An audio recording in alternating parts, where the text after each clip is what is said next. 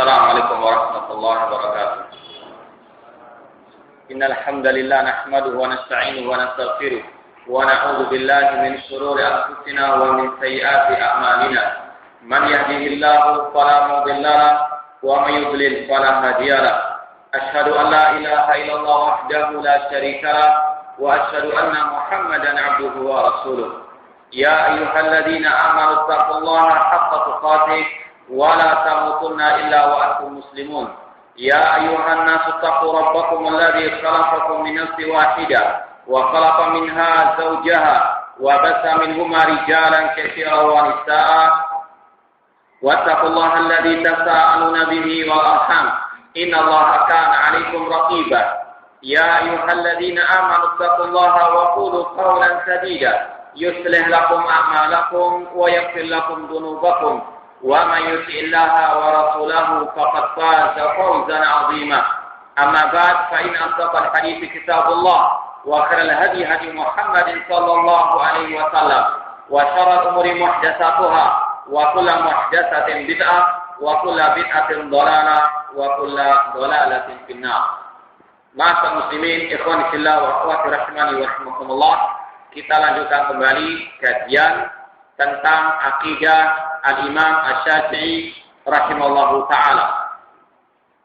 Dikatakan oleh pengarang di sini yang sudah kita baca kemarin tentang bagaimana sikap Imam Syafi'i rahimahullah terhadap sunnah Nabi sallallahu alaihi wasallam dan sekaligus bagaimana kedudukan as-sunnah di hadapan beliau dan sekaligus bagaimana fungsi sunnah Rasul SAW, fungsi daripada hadis-hadis Rasul SAW terhadap Al-Quranul Karim. Dikatakan di sini, "Tsumma bayyana manzilat sunnah min Al-Quran." Di sini pengarang masih membicarakan tentang ucapan Imam Syafi'i rahimahullah di dalam kitab beliau Ar-Risalah, bahwasanya Imam Asy-Syafi'i rahimahullah menjelaskan dalam kitab tersebut tentang kedudukan as-sunnah terhadap Al-Quran Karim. Kedudukan as-sunnah terhadap Al-Quran Karim. Wa anna syari'atun lahu. Di antara fungsi sunnahnya Rasul yaitu merupakan penjelas, pensyarah terhadap isi Al-Quran Karim. Wa mubayyinatun li muradillahi fihi. Dan sunnahnya Rasul, hadis-hadis Rasul merupakan penerang bagi apa yang diinginkan oleh Allah di dalam Al-Quran tersebut. Wa annaha qad tastaqillu bi ba'dil ahkam.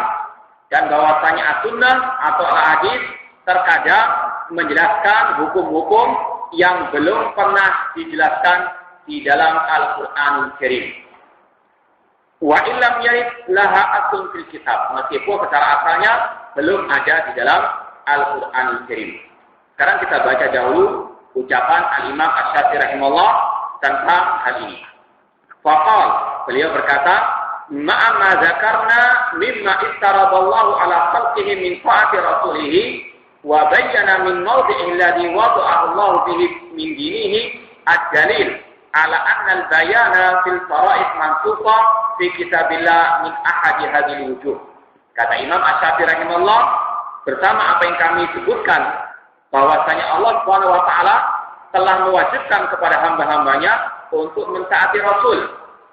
Dan Allah Subhanahu wa taala telah menjelaskan di dalam Al-Qur'an tersebut tentang dalil bahwasanya penjelasan di dalam masalah kewajiban-kewajiban yang Allah jelaskan di dalam Al-Qur'an itu ada di dalam beberapa segi. Intinya di sini Allah Subhanahu wa taala menjelaskan bahwasanya Dia telah memerintahkan kepada manusia untuk mentaati Ar-Rasul sallallahu alaihi wasallam. Dan Allah Subhanahu wa taala mengutus Rasul untuk menjelaskan apa yang ada di dalam Al-Qur'anul Karim tersebut.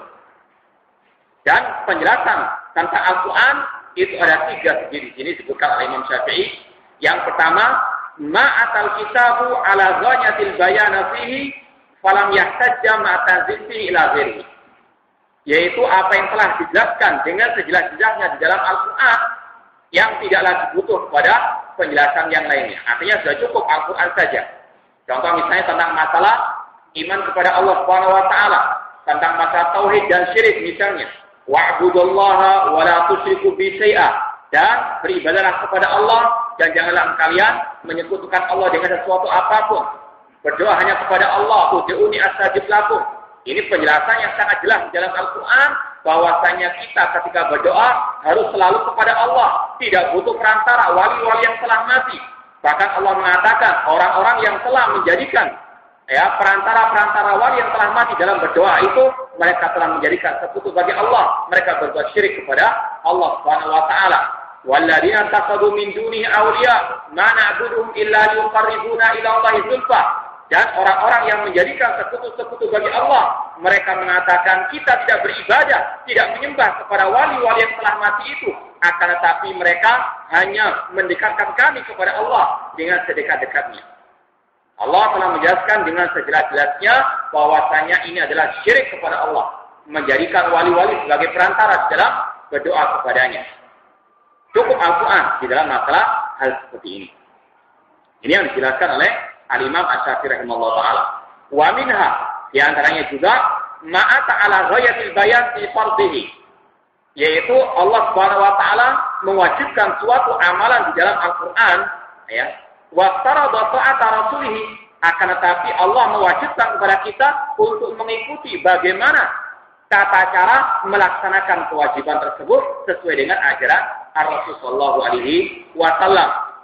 Fabayyana Rasulullah SAW anillah kaifa faradahu.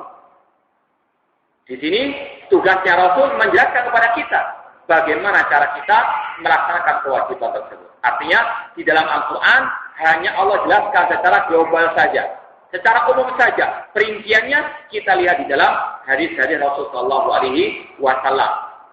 Contoh misalnya masalah salat, wa aqimus shalah, dirikanlah salat. Namun bagaimana kita melaksanakan ibadah salat tidak ada di dalam Al-Quran. Tentang bagaimana kita takbiratul ihram, mengangkat kedua telapak tangan kita misalnya, bagaimana kita meletakkan tangan kita ketika kita membaca Al-Fatihah atau membaca surat dalam Al-Quran, bagaimana kita ruku, bagaimana kita sujud, bacaannya bagaimana, tidak ada di dalam Al-Quran. Yang ada di dalam hadis-hadis Rasulullah sallallahu alaihi wasallam. Wa alaman faradahu, demikian pula Rasul menjelaskan bagaimana tata caranya dan untuk siapa diwajibkan hal tersebut. Misalnya masalah haji, masalah zakat, untuk siapa zakat tersebut. Allah hanya menjelaskan secara global. Wa atu zakat, tunaikanlah zakat. Namun bagi siapa kewajiban zakat tersebut? Sudah berapa harta yang harus dikeluarkan zakatnya? Tidak ada penjelasannya di dalam Al-Quran. Yang ada di dalam hadis Rasulullah sallallahu alaihi wasallam. Wa ma tayasulu ba'du wa yathbut wa yajib. Dan Rasul tugasnya menjelaskan kepada kita tentang dihilangkannya kewajiban tersebut atau ditetapkannya kewajiban tersebut. Tugasnya Rasul sallallahu alaihi wasallam menjelaskan Al-Qur'an Al-Karim lewat sabda beliau, lewat hadis-hadis beliau yang as-sahihah. Ini yang kedua. Yang ketiga, wa minha ma bayyanahu an sunnati nabiyhi bila nafsi kitabin, yaitu apa yang dijelaskan oleh Rasul SAW di dalam sunnah beliau yang tidak ada asalnya di dalam Al-Quran. Artinya tidak ada sama sekali penjelasan di dalam Al-Quran. Maka tetap as-sunnah wajib untuk kita mengamalkannya. Wa kullu syai'in minha bayanun fi kitabillah. Tiga hal tersebut yang dijelaskan Imam Syafi'i rahimahullah merupakan penjelasan tentang apa yang ada di dalam Al-Quran Al-Karim. Fa kullu man qabila anillah fara'idahu fi kitabihi qabila an Rasulillah sunanahu bi fardillahi ta'ata Rasulillah ala khalqihi.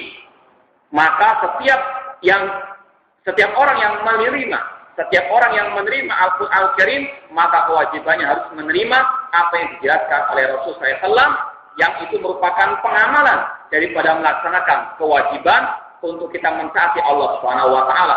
Kita mentaati Rasul karena kita mentaati Allah Subhanahu wa taala, dan mentaati Rasul itu berarti juga kita mentaati Allah Subhanahu wa taala. Allah berfirman, "Man yuti'ir rasula faqad ata Allah." Barang siapa mentaati Rasul, maka dia telah mentaati Allah Subhanahu wa taala, tidak ada bedanya. Oleh karena itulah kita katakan waktu pertama yang lalu bahwasanya Al-Qur'an dan As-Sunnah itu sejajar di dalam masalah pensyariatan, dalam masalah hujjahnya, di dalam masalah pendalilan, sama tidak ada bedanya. Al-Quran dan As-Sunnah. Kalau Al-Quran tidak menjelaskan tentang dalil-dalilnya, maka kalau ada hadis, cukup hadis. Tidak perlu kita bertanya lagi, apakah ada Al-Qurannya, apakah ada ayatnya, tidak perlu. Karena hadis itu sudah setara.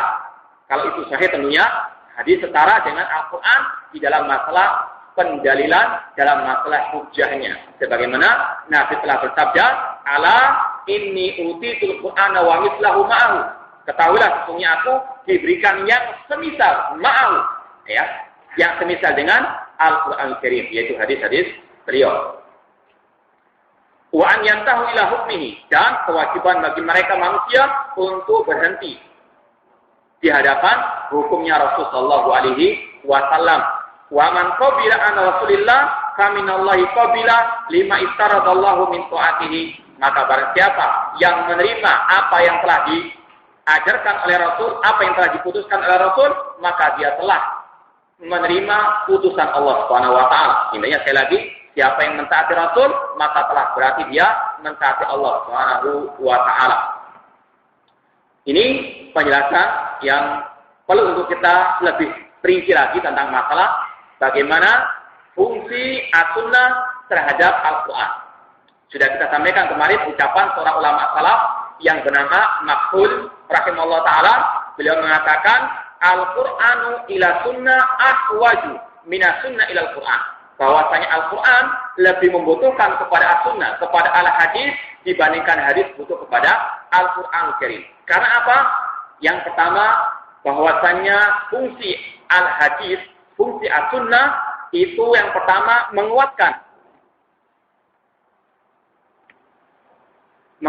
apa yang ada di dalam Al-Quran Karim.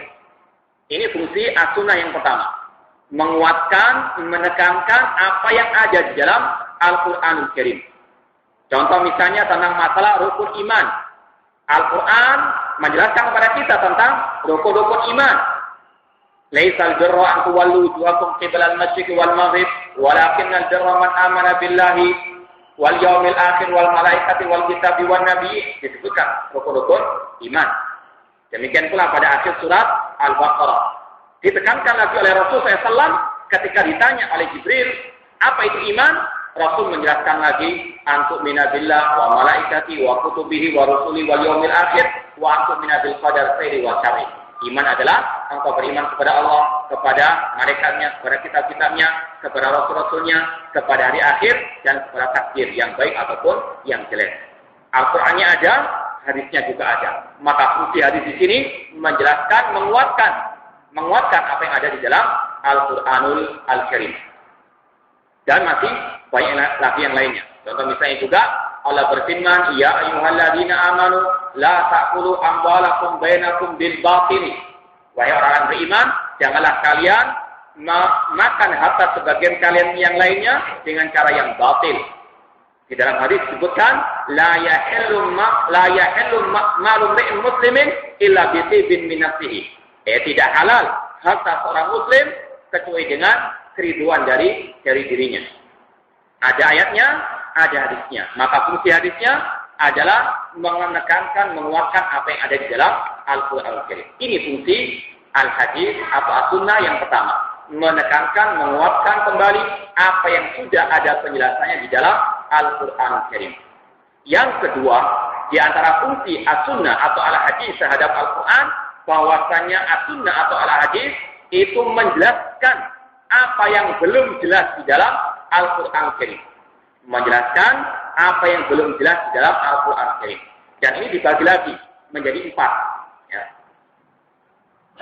As-Sunnah menjelaskan apa yang belum jelas di dalam Al-Quran. Dan ini dibagi lagi menjadi 4. Diberi lagi menjadi 4. Yang pertama, tafsirul mujmal. Memperinci apa yang masih global. Memperinci apa yang masih global. Contohnya tadi masalah sholat. Di dalam Al-Quran hanya ada perintah secara global. Wa aqimus sholat, dirikanlah sholat. Perinciannya bagaimana? Tidak akan mungkin didapati di dalam Al-Quran Karim. Maka kalau orang itu hanya mengatakan kita hanya berpegang dengan Al-Quran Karim, tidak akan mungkin orang itu bisa sholat. Kalau dia melaksanakan sholat, ya, maka kita tanya caranya bagaimana? Apakah ada dalam Al-Quran? Tidak akan mungkin mereka dapati bagaimana orang itu sholat di dalam Al-Quran Al-Karim. Maka fungsinya hadis menjelaskan, memperinci apa yang masih global di dalam Al-Quran Al-Karim. Tafsirul mujmal. Demikian pula masalah perincian masalah zakat, ya, tidak ada di dalam Al-Quran. Berapa nisabnya, ya, kemudian juga sampai berapa lama haulnya, waktunya setahun misalnya, tidak ada dalam Al-Quran. Yang ada di dalam hadis Rasulullah SAW. Kemudian juga zakat masalah peternakan. Kalau orang itu punya kambing berapa, harus mengeluarkan zakat. Tidak ada dalam Al-Quran. Yang ada di dalam hadis Rasulullah SAW. Ini namanya tafsirul mujmal. Memperinci apa yang masih global di dalam Al-Quran Al-Karim. Yang kedua, atau bisa dikatakan 2B, yaitu taqyidul mutlak. Mengikat sesuatu yang masih mutlak. Mengikat sesuatu yang masih mutlak. Contohnya misalnya di dalam Al-Quran, Allah berfirman, wasariqu wasariqatu faqta'u aydiyahuma. Pencuri laki dan perempuan, potonglah kedua tangan mereka. Kalau orang yang ada namanya arti tangan itu dari sini ataupun dari sini, apa betul dipotong dari sininya, dari lengannya atau dari sikunya? Tidak. Hadis yang menjelaskan. Di dalam Al-Quran tidak ada. Yang ada secara mutlak tangan, potonglah tangan mereka. Namun apa yang masuk tangan di sini? Datang penjelasan dari hadis Rasulullah SAW dan juga sekaligus praktek Rasulullah SAW, yaitu yang dipotong dari pergelangan tangan saja, bukan dari siku, bukan dari lengan tangan. Ini fungsinya hadis Rasulullah SAW, takyidul mutlak, mengikat sesuatu yang masih mutlak di dalam Al-Quran Al-Karim.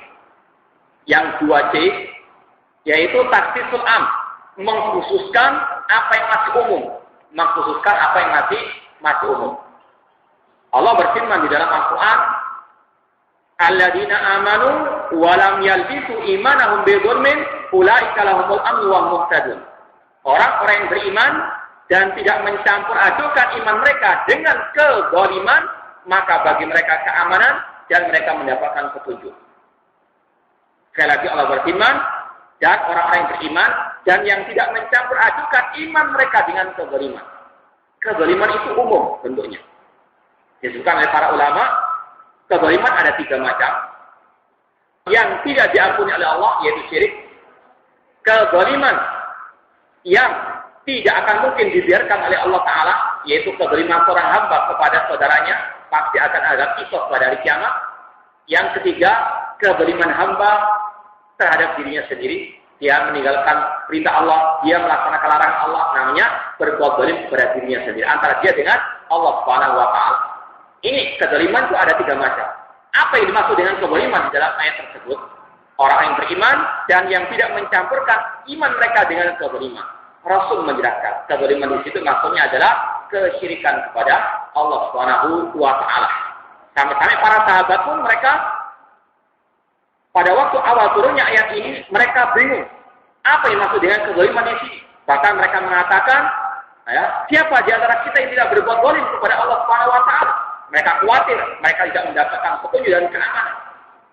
Namun Rasul datang, kemudian mengatakan yang dimaksud kezaliman di dalam ayat itu adalah syirik kepada Allah, sebagaimana Luqman alaihissalam mengatakan, inna syirka la zulmun azim. Sesungguhnya kesyirikan merupakan kezaliman yang sangat besar.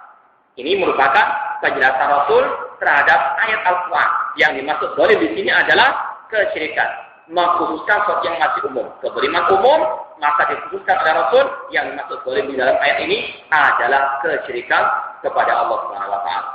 Ini yang 2C, mengkhususkan apa yang masih umum di dalam Al-Quran Al-Karim. Yang 2D, fungsi hadis terhadap Al-Quran itu adalah tauhidul muskil, meluruskan apa yang masih samar-samar atau menjelaskan apa yang masih samar-samar. Meluruskan apa yang masih samar-samar. Allah berfirman tentang masalah puasa, kulu washrabu hatta yatabayyana lakumul khaytul abyadu minal khaytil aswadi minal fajr. Makan dan minumlah kalian sampai jelas benang putih dari benang hitam. Allah berfirman, kulu washrabu hatta yatabayyana lakumul khaytul abyadu minal khaytil aswadi minal fajr. Makan dan minumlah kalian sampai jelas benang putih dari benang hitam. Para sahabat pun, meskipun mereka pandai bahasa Arab, namun mereka masih belum bisa memahami apa yang dimaksud dengan benang putih dari benang hitam tersebut. Mereka mengira itu benang-benang yang ada ini. Namun Rasul menjelaskan yang dimaksud dengan putih atau benang putih dari benang hitam, yaitu putihnya fajar dari hitamnya malam. Artinya makan dan minumlah kalian sampai jelas betul-betul munculnya fajar, yaitu fajar as-shadiq. Ini penjelasan dari sahabat Rasul SAW di dalam Al-Quran masih sama-sama apa maknanya benang putih dari benang hitam. Maka Rasul menjelaskan yang dimaksud di situ adalah silakan kalian setelah berbuka puasa, setelah selatan gelamnya matahari, makan dan minum sampai munculnya fajar. Maka tidak ada istilah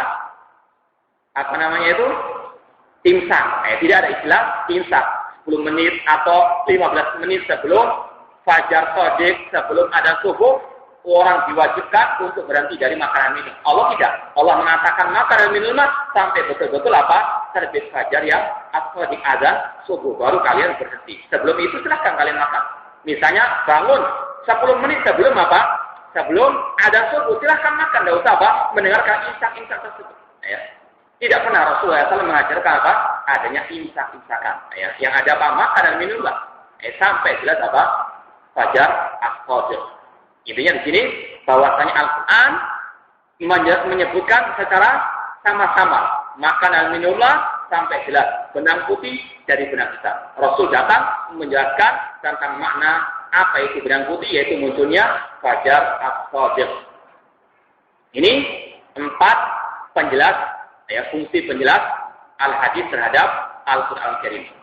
Sekarang yang ketiga di antara fungsi al-hadis terhadap Al-Quran, yaitu menjelaskan hukum, menyebutkan suatu syariat atau ajaran yang tidak ada penjelasannya sama sekali di dalam Al-Quranul Karim. Misalnya, tentang masalah hukum bangkai ikan di laut, serta masalah air di laut, apakah najis atau thahir atau suci. Siapa yang bisa menyebutkan dalam Al-Quran 1 ayat atau terserah berapa ayat yang menjelaskan tentang masalah hukum bangkai ikan laut dan juga air laut? Tidak akan mungkin dapat. Yang ada di dalam hadis Rasul mengatakan tahurun ma'uhu hilun maitatuhu. Air laut itu suci dan bangkai air laut atau bangkai ikan laut itu suci atau halal. Halul maitatu, bangkai binatang laut, entah namanya babi laut atau anjing laut, semuanya halal. Semuanya halal di dalam laut tersebut. Jangankan ikan yang masih segar, yang bangkai saja halal. Yang sudah mati halal, apalagi yang itu. Meskipun namanya anjing laut, meskipun namanya babi laut, kalau ada itu hukumnya halal di dalam di dalam hadis Rasulullah SAW. Tidak ada penjelasannya di dalam Al-Quran Karim. Ini fungsinya Al-hadis. Menjelaskan, menyebutkan suatu hal yang belum ada di dalam Al-Quran Karim. Maka ini fungsinya kita beriman kepada hadis. Kalau orang itu beriman kepada Al-Quran saja, seperti sebagian orang atau sebagian kelompok orang hanya meyakini yang haram itu hanya ada dalam Al-Quran. Kalau ada dalam hadis tidak berlaku. Na'udzubillah min dzalik. Ini namanya kufur kepada Al-Quran Karim, kufur kepada hadisnya Rasulullah SAW. Karena fungsi al-hadis diantaranya adalah menjelaskan apa yang belum ada di dalam Al-Quran Karim. Demikian pula di antara contohnya seperti yang kita contohkan kemarin, masalah binatang yang ada atau burung yang ada cakarnya atau yang ada taringnya, tidak ada penjelasan haramnya di dalam Al-Quran, di dalam hadis disebut oleh Rasulullah SAW. Dan masih banyak lagi hal-hal yang terkadang tidak ada dalam Al-Quran Karim. Contoh misalnya juga masalah pakaian yang menggantung di atas mata kaki, entah celana, entah sarung atau jubah atau yang lainnya, yang wajib untuk diataskan di atas mata kaki, tidak boleh menutupi mata kaki. Tidak ada dalam Al-Quran. Yang ada dalam hadis Rasul SAW. Rasul mengatakan ma'asfala minal izari minal kabain fafinna. Apa yang melembrek atau yang menurun dari kain sarung atau kain celana sampai menutupi mata kaki, tempatnya di dalam api neraka. Sombong atau nggak sombong, tetap mendapatkan apa? Siksa dari Allah Subhanahu wa taala. Sombong malah lebih parah lagi. Bahkan Rasul mengatakan orang yang menurunkan kain celana atau kain sarungnya sampai menutupi mata kaki, itu sudah dinamakan sombong. Entah artinya sombong atau tidak, itu adalah kesombongan. Rasul mengatakan, iyyaka wal izdal fa innaha minal makhilah. Hati-hatilah kalian dari izdal. Jauhkanlah diri kalian daripada izdal, yaitu menurunkan kain celana atau sarung atau jubah atau yang lainnya sampai menutupi mata kaki. Karena itu termasuk makhilah, kesombongan, kata Rasulullah SAW. Kenapa? Karena orang ini tidak mau menerima kebenaran. Ayo, saya nggak sombong kok, nggak apa-apa. Na'udzubillah min dzalik. Seandainya kalau nggak sombong boleh, Rasul pertama kali akan laksanakan. Padahal para sahabat mengatakan bahwa sarungnya Rasulullah SAW itu di atas mata kaki, bahkan dikatakan nisfusab di tengah-tengah betisnya Rasulullah SAW. Tidak pernah Rasulullah SAW merembrehkan atau menurunkan kain celananya atau kain sarungnya sampai menutupi mata kaki. Kalau ada orang mengatakan saya nggak sombong, berarti itulah kesombongan sebetulnya. Karena apa? Bahwasanya dia tidak mau menerima ajaran Rasulullah SAW. Tidak ada penjelasan dalam Al-Quran, namun di dalam hadis Rasulullah SAW. Maka kewajiban kita tetap mentaati apa yang telah dijelaskan oleh Rasulullah SAW, meskipun tidak ada penjelasannya di dalam Al-Quran Karim. Ini fungsi al-hadis yang ketiga. Yang keempat, meskipun di sini ada khilaf antara para ulama, namun yang rajih ini berlaku, yaitu al-hadis menghapus hukum yang ada di dalam Al-Quran Karim. Meskipun di sini poin yang keempat ini ada khilaf antara ulama, namun yang pendapat yang kuat membolehkan hadis itu menghapus hukum yang ada di dalam Al-Quran Karim. Dicontohkan oleh para ulama, di antaranya Allah berfirman di dalam surah Al-Baqarah, kutiba alaikum idza hadara ahadukumul maut in taraka khairan lil wasiyatu lil walidaini wal aqrabina bil ma'ruf haqqan 'alal muttaqin. Apabila atau diwajibkan kepada kalian apabila salah seorang di antara kalian kedatangan sakaratul maut, mau meninggal dunia, untuk dia meninggalkan wasiat untuk kedua orang tuanya, untuk meninggalkan wasiat yang baik untuk kedua orang tuanya atau karib kerabatnya. Ini apa? Perintah untuk menulis wasiat atau mewasiati ditujukan kepada kedua orang tua dan karib kerabat. Datang hadis mengatakan la wasiat lil waris. Tidak ada wasiat bagi ahli waris. Maka apa? Al-Quran dihapus hukumnya dengan adanya apa? Hadis Rasulullah SAW, yaitu tidak bolehnya mewasiatkan menulis wasiat untuk ahli waris. Ini apa? Hadis menghapus hukum di dalam Al-Quranul Karim. Jadi itu kurang lebih ada 4 fungsi hadis terhadap Al-Quranul Karim. Yang pertama, menguatkan apa yang sudah ada dalam Al-Quran. Yang kedua, menjelaskan apa yang belum jelas di dalam Al-Quran. Ini masih diperinci lagi, ada 4. Yaitu yang pertama, memerinci apa yang global, mengikat apa yang mutlak, mengkhususkan apa yang masih umum, menjelaskan yang sama-sama. Kemudian yang ketiga, fungsi hadis, menjelaskan, menyebutkan suatu hal yang belum ada penjelasannya di dalam Al-Quran Karim. Kemudian yang keempat, al-hadis, menasakh, menghapus hukum yang ada di dalam Al-Quran Al-Karim, meskipun di dalam poin yang keempat ini ada khilaf di antara para ulama, namun yang rajih al-hadis bisa menasakh, menghapus hukum yang ada di dalam Al-Quran, karena dua-duanya sama merupakan wahyu dari Allah Subhanahu wa Ta'ala. Ini kurang lebihnya apa yang telah dijelaskan oleh Imam Asy-Syafi'i di atas. Tsumma dzakara adillah ala hujjati sunnah. Kemudian Imam Asy-Syafi'i rahimahullah di dalam kitab beliau Ar-Risalah setelah menjelaskan tentang fungsi kedudukan al-hadis terhadap Al-Quran, beliau menjelaskan dalil-dalil tentang bagaimana kewajiban kita mengikuti as-sunnah atau bagaimana hujjahnya as-sunnah. Dan ini merupakan sudah kebiasaan para ulama salaf. Mereka tidaklah mengucapkan suatu ucapan, tidaklah mereka berpendapat kecuali diiringi dengan dalil. Imam Syafi'i berkata, "Wa'adu Allah wa rasulahu min dinihi wa fardihi wa kitabihi al-mawdi alladhi abana jalla sana'uhu annahu ja'alahu alaman li dinihi." Allah Subhanahu wa taala mendudukkan Rasulnya SAW di dalam agamanya ini, di dalam kewajibannya ini, di dalam Al-Qur'annya ini. Allah menempatkan beliau di dalam kedudukan yang mana Nabi SAW dijadikan oleh Allah sebagai alamat, simbol bagi agama ini. Beliaulah panutan kita dalam beragama.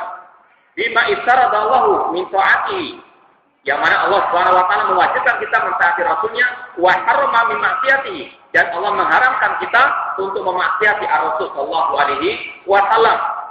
Bahkan nanti akan disebutkan dalil-dalilnya banyak sekali tentang diharamkannya kita memaksiati Rasul sallallahu. Wa abana min fadilatihi bima qurina minal iman bi rasulihi man imani bihi. Dan Allah menjelaskan bagaimana keutamaan Rasul sallallahu, yaitu Allah Subhanahu wa taala selalu mengiringkan antara kewajiban beriman kepadanya dengan wajibnya iman kepada Rasul sallallahu alaihi wasallam. Bahkan tadi sudah dijelaskan bagaimana Allah mewajibkan untuk kita mentaati dirinya dan sekaligus mentaati Rasul sallallahu alaihi wasallam. Demikian pula yang akan disampaikan nanti, ya ayyuhalladzina amanu atiullaha wa atiur rasul. Tidak cukup Allah mengatakan taatlah kepada Allah, namun Allah juga mengatakan taatlah kepada Rasul sallallahu alaihi wasallam. Wa may ya'tillaha wa rasul, barang siapa yang memaksiat kepada Allah dan Rasulnya, selalu digandingkan. Dan ini merupakan apa? Perwujudan kita mengucapkan syahadatain, asyhadu an la ilaha illallah wa anna muhammadar rasulullah. Tidak cukup asyhadu an la ilaha illallah, harus ada apa? Asyhadu anna muhammadar rasulullah. Demikian pula dalam masalah kewajiban kita mentaati, taat kepada Allah dan juga wajib taat kepada Rasul sallallahu, mengikuti Al-Qur'an dan juga mengikuti hadisnya Rasul sallallahu alaihi wasallam. Faqala tabaraka wa ta'ala, Allah berfirman, fa'aminu billahi wa rasulihi. Maka berimanlah kalian kepada Allah dan kepada Rasulnya. Tidak cukup hanya beriman kepada Allah, harus juga beriman kepada Rasul sallallahu alaihi wasallam. Wala taqulu salasa, jangan mengatakan Allah itu tiga, seperti kelompok atau orang-orang Nasara. Intahu khairan lakum, berhentilah kalian dari ucapan yang batil tersebut, itu baik bagi kalian. Innamallahu ilahun wahid, sesungguhnya Allah adalah sembahan yang satu. Subhanahu an yakuna lahu walad, maha suci Allah untuk menjadikan orang anak bagi dirinya. Di sini Allah sekali lagi menggandengkan antara iman kepada Dia dan iman kepada Rasul sallallahu alaihi wasallam. Ini menunjukkan bagaimana pentingnya iman kepada Rasul. Tidak cukup hanya iman kepada Allah, wajib iman kepada Rasul. Tidak cukup hanya taat kepada Allah, harus taat kepada Rasul sallallahu alaihi wasallam. Allah juga berfirman, innamal mu'minuna alladzina amanu billahi wa rasulihi idza kanu ma'ahu ala amrin jami'in lam yadhhabu hatta yasta'dinu. Sesungguhnya orang yang beriman adalah orang yang beriman kepada Allah dan Rasulnya, dan apabila mereka bersama Rasul dalam suatu pertemuan yang membutuhkan mereka berkumpul, mereka tidak pergi sampai mereka izin kepada Rasul sallallahu alaihi wasallam. Intinya dalam ayat ini Allah mengatakan innamal mu'minuna alladzina amanu billahi wa rasulihi. Sesungguhnya orang beriman adalah yang beriman kepada Allah dan Rasulnya. Tidak cukup hanya beriman kepada Allah, tidak cukup hanya bersyahadat asyhadu an la ilaha illallah, harus asyhadu anna muhammadar rasulullah.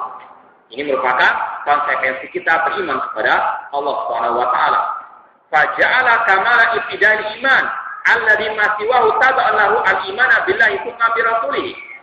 Imam Syafi'i berkata, sesungguhnya di dalam ayat ini Allah Subhanahu wa taala menjadikan kesempurnaan iman yang mana selain itu mengikuti kepadanya, yaitu iman kepada Allah, kemudian iman kepada Rasul sallallahu alaihi wasallam.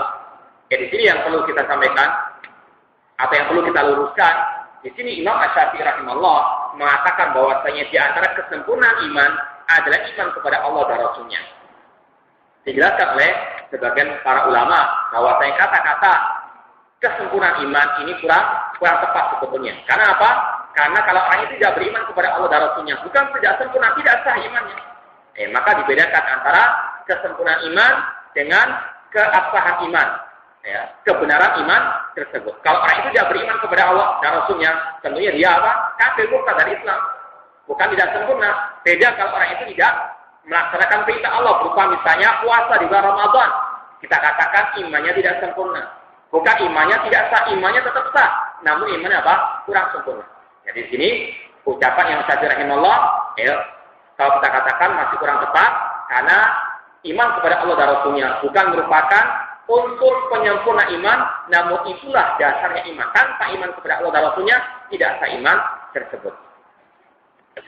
Falau amana abdun bihi walam yu'min bi rasulihi lam yaku alaihi ismu kamalil iman. Seandainya orang itu beriman kepada Allah namun tidak beriman kepada Rasul, maka tidaklah dia mendapatkan predikat kesempurnaan iman. Ini juga tidak benar. Kurang tepatlah istilahnya seperti itu. Di sini kita bukan mengomentari Imam Syafi'i rahimahullah taala, namun ini kritikan dari para ulama yang lain tentang lafaz kesempurnaan iman yang digunakan oleh Imam Syafi'i ini kurang tepat, karena kalau orang itu tidak beriman kepada Allah dan Rasulnya, bukan tidak sempurna, tidak sah imannya. Beda antara tidak sempurna dengan tidak sah. Sekali lagi saya ulangi, kalau orang itu misalnya dia berbuat syirik kepada Allah, berdoa kepada wali yang telah mati, tidak sah imannya, gugur imannya, batal imannya. Beda kalau orang itu tidak melaksanakan puasa Ramadan, dia tetap imannya sah, tetap mukmin, namun apa? Kurang sempurna imannya. Jadi bedakan antara dua lafaz itu. Tidak sah imannya dengan tidak sempurna imannya kepada Allah Subhanahu wa taala.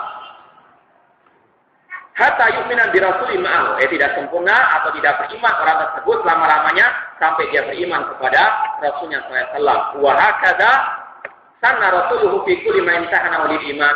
Demikianlah yang telah dijelaskan oleh Rasul sallallahu alaihi wasallam tentang bagaimana menguji keimanan. Artinya tidaklah beriman seseorang itu kepada Allah sampai dia beriman kepada Rasul sallallahu alaihi wasallam. Bahkan Rasul telah bersabda, "Umirtu an uqatilan nas hatta yu'minu billahi wa bima ji'tu bi." Atau dalam riwayat lain dalam riwayat Muslim, Rasul bersabda, "Umirtu an uqatilan nas hatta yashhadu an la ilaha illallah wa yu'minu bi wa bima ji'tu bi." Aku diperintahkan oleh Allah untuk memerangi manusia sampai mereka bersyahadat la ilaha illallah dan beriman kepadaku dan dengan apa yang aku ajarkan. Fa idza fa'alu dzalika asamu minni dima'an wa amwalahum. Apabila mereka telah melakukan hal tersebut, bersyahadat la ilaha illallah, beriman kepada Rasul, beriman dengan apa yang disampaikan oleh Rasul, maka telah terjaga harta dan darahnya. Kata para ulama, artinya apa? Kalau orang itu tidak beriman kepada Rasul, berarti tidak terjaga hartanya, tidak terjaga darahnya, berarti halal darah dan hartanya tersebut dia karena apa? Kafir kepada Allah dan Rasulnya sallallahu alaihi wasallam. Maka tidak ada iman tanpa iman kepada Rasul sallallahu alaihi wasallam, tidak ada iman kecuali beriman kepada hadisnya Rasul sallallahu alaihi wasallam. Kemudian wa masalah lidzalik di hadisil jariyah. Di dalam hal ini Imam Asy-Syafi'i rahimahullah membawakan dalil di dalam hadis yang berkaitan dengan masalah hadis yang dikenal dengan hadis jariyah, hadis yang berkaitan dengan dialog atau soal jawab antara Rasul dengan seorang budak perempuan. Lamma sa'alaha Rasul sallallahu alaihi wasallam aina Allah. Ketika itu Rasul bertanya kepada budak perempuan, di mana Allah? Di sini Rasul bertanya tentang di mana Allah. Faqalat, budak perempuan itu menjawab, fis sama, Allah ada di atas langit. Faqala wa man ana. Kemudian Rasul bertanya lagi, siapa diriku? Faqalat, perempuan itu menjawab, anta Rasulullah. Engkau adalah Rasulullah. Qala, Rasul pun mengatakan, fa'atikha fa'innaha mu'minah. Merdekakanlah dia, Rasul mengatakan kepada tuannya, merdekakanlah dia karena dia adalah seorang yang mukminah. Karena apa? Karena dia bersaksi bahwasanya Allah ada di atas langit sana. Di sini merupakan bantahan bagi orang-orang yang mengatakan Allah ada di mana-mana. Di sini jelas Rasul mengatakan, mengikrarkan, menyetujui bahwasanya Allah ada di atas langit. Seandainya jawaban ini salah, seandainya Allah di mana-mana dengan zatnya, maka Rasul akan apa? Mengingkari ucapan budak perempuan ini. Tidak mungkin Rasul mendiamkan kemungkaran, tidak mungkin Rasul membiarkan orang itu mengucapkan yang batil, apalagi yang berkaitan dengan Allah Subhanahu wa taala. Namun ketika Rasul diam, bahkan Rasul memerintahkan kepada tuannya untuk memerdekakan budak perempuan tersebut, maka ini menunjukkan bahwasanya Allah ada di atas langit, bukan di mana-mana.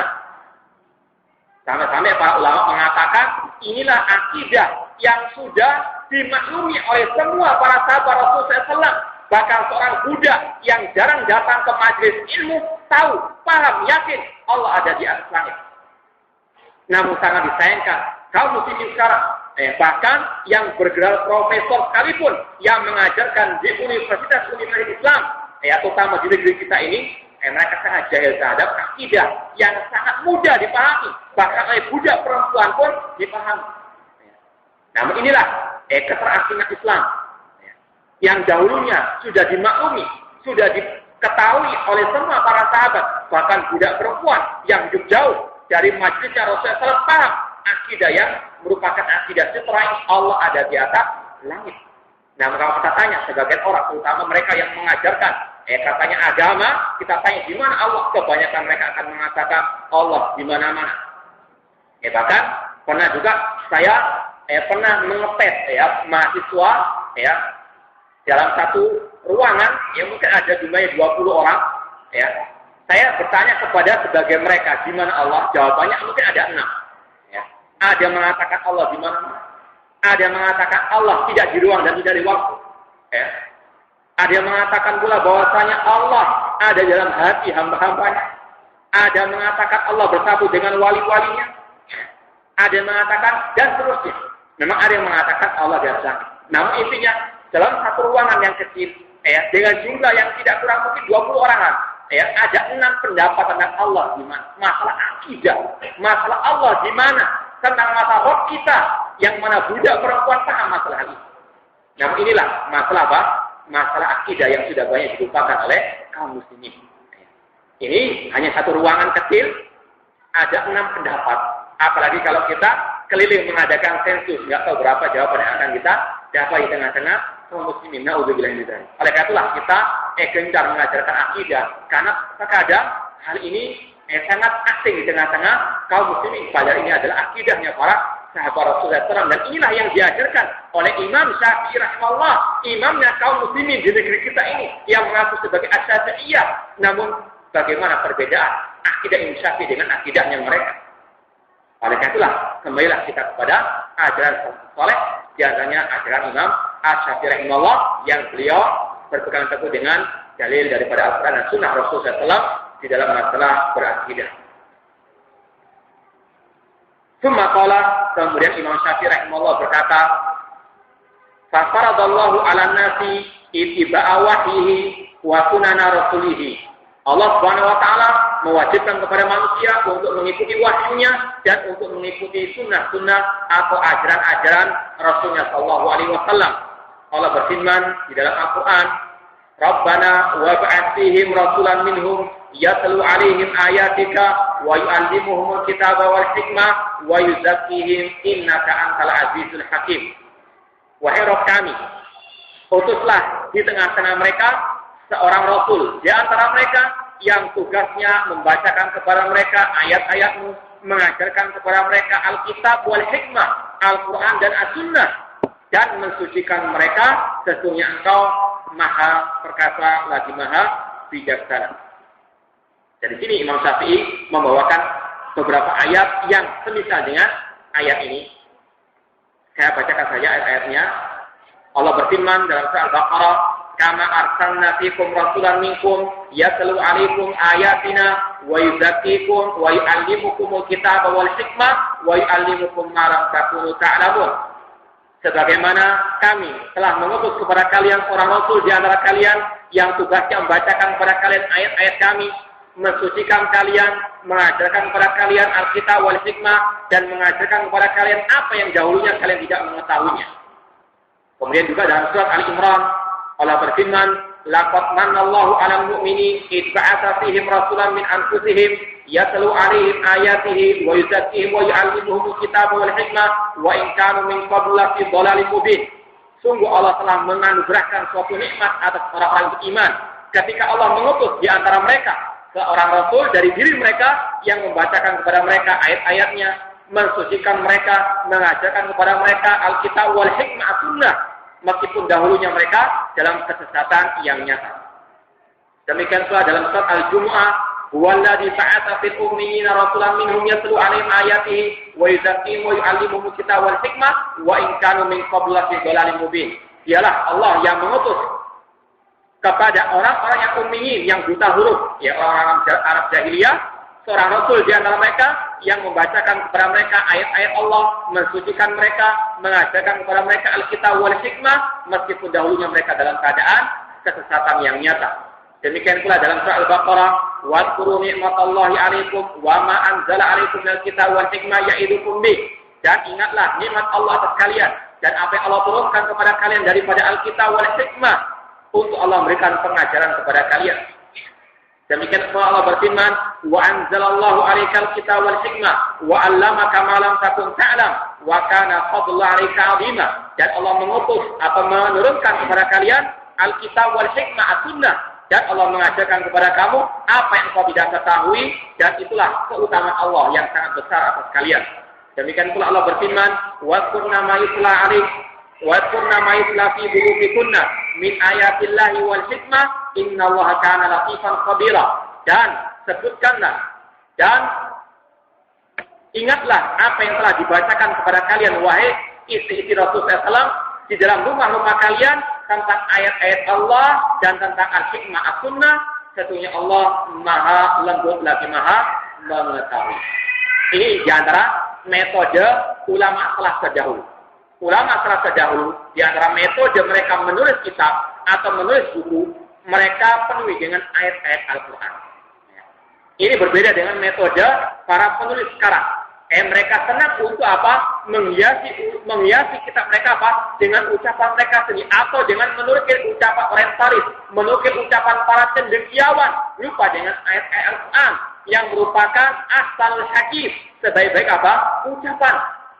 Mereka lebih bangga kalau apa? Memenuhi ucapan mereka dengan ucapan profesor, ucapan doktor, ucapan titular dan seterusnya. Mereka lupa dengan ayat-ayat Al-Quran atau mungkin malah berpaling daripada ayat Al-Quran, bahkan mencemooh, bahkan mencela orang-orang yang apa? Memenuhi tulisan-tulisan mereka dengan Al-Quran dan Sunnah Rasul Shallallahu Alaihi Wasallam. Mereka merasa ini sudah kuno, sudah basi. Mereka ingin ucapan apa? Profesor, ucapan dan seterusnya. Lupa dengan ayat-ayat Al-Quran Karim. Ada ulama salaf terdahulu, di antaranya Imam Syafi'i rahimahullah. Kalau kita buka kitab-kitab beliau, di antaranya kitab Ar-Risalah seperti yang dinukilkan di sini. Setelah membawakan ucapan beliau mengiringnya dengan ayat-ayat Al-Quran Karim. Ini metode ulama salaf terdahulu. Di sini intinya bahwasanya Allah Subhanahu wa taala mensejajarkan antara penyebutan Al-Quran dengan al-hikmah, yaitu as-sunnah. Kalau kita perhatikan Al-Quran, kata-kata al-hikmah di dalam Al-Quran itu banyak maknanya. Di antaranya maknanya adalah al-hadis, yaitu kalau disebutkan Alkitab wal hikmah, maka arti al-hikmah di situ adalah al-hadis. Hadisnya Rasulullah Shallallahu Alaihi Wasallam. Intinya Al-Quran dan Sunnah setingkat, setara, sejajar di dalam hujjah, di dalam masalah pendalilan. Tidak ada bedanya. Karena apa? Allah mewajibkan kepada kita untuk mengikuti Alkitab wal hikmah as-sunnah. Tidak akan mungkin orang itu bisa beriman kepada Alkitab tanpa beriman kepada Al-Hikmah, karena Allah selalu apa? Mensejajarkannya, selalu menggandengkannya di dalam Al-Quranul Al-Karim. Ini nanti akan disebutkan di sini ucapan Imam Syafi'i tentang masalah hal ini. Dan kemudian yang perlu kita sampaikan juga, di antara tugas Rasulullah SAW di dalam ayat-ayat ini Allah menyebutkan wa yuzakkihim. Di antara tugasnya Rasul yaitu yuzaki, mentasfiyah, yaitu mensucikan kaum muslimin dari hal-hal yang bisa menjerumuskan mereka ke dalam kesesatan, entah kesyirikan, entah kebid'ahan, entah kemaksiatan. Tasfiyah. Wa yu'allimuhumul kitab wal hikmah, demikian pula mengajarkan kepada mereka Alkitab wa sunnah. Dari sinilah para ulama, di antaranya dakwah as-salafiyah, ulama-ulama dakwah salafiyah seperti Asy-Syaikh Muhammad Nasiruddin Albani, beliau atau mereka para ulama al-sunnah dakwah salafiyah, mereka selalu memfokuskan dakwah dengan at-tasfiyah wa tarbiyah. Tasfiyah artinya mensucikan kaum muslimin, membersihkan kaum muslimin dari benalu-benalu kesyirikan, dari virus-virus kebid'ahan dan hal-hal yang menyimpang dari agama Allah Subhanahu wa taala. Demikian pula setelah mentazkiyah, kemudian mentarbiyah, mengajarkan kepada mereka Al-Quran wa Sunnah. Dan dengan tazkiyah wa tarbiyah inilah insya Allah akan tercipta masyarakat yang Islami, akan tercipta daulah al-Islamiyah. Dengan apa? At-tazkiyah wa tarbiyah. Dan semuanya ini hanya mengikut kepada apa? Apa yang telah diajarkan oleh Allah kepada Rasulnya. Yaitu apa? Wa yuzakkihim wa yu'allimuhumul kitaba wal hikmah. Ini intinya dakwah as-salafiyah wa at-tazkiyah wa tarbiyah. Yang mensucikan kaum muslimin dari kesyirikan, membantah segala bentuk syubhat tentang masalah kesyirikan. Demikian pula sama kebid'ahan dan mengajarkan tauhid, mengajarkan sunnah Rasul sallallahu alaihi wasallam. Yang insya Allah dengan itulah akan tercipta masyarakat yang Islami seperti yang telah terjadi pada zaman Rasul sallallahu alaihi wasallam, bagaimana Rasul sallallahu mentasfiyah mereka dari kesyirikan dan mengajarkan mereka tauhid, mentasfiyah mereka dari kebid'ahan, mengajarkan kepada mereka sunnah, maka tercipta daulah al-Islamiyah di kota Al-Madinah. Itu di antara sebabnya apa? At-tazkiyah wa tarbiyah. Oleh karena itulah kita dakwah salafiyah ketika menginginkan adanya masyarakat yang Islami, kita mengikuti jejak Rasul dengan mengadakan at-tazkiyah wa at-tarbiyah.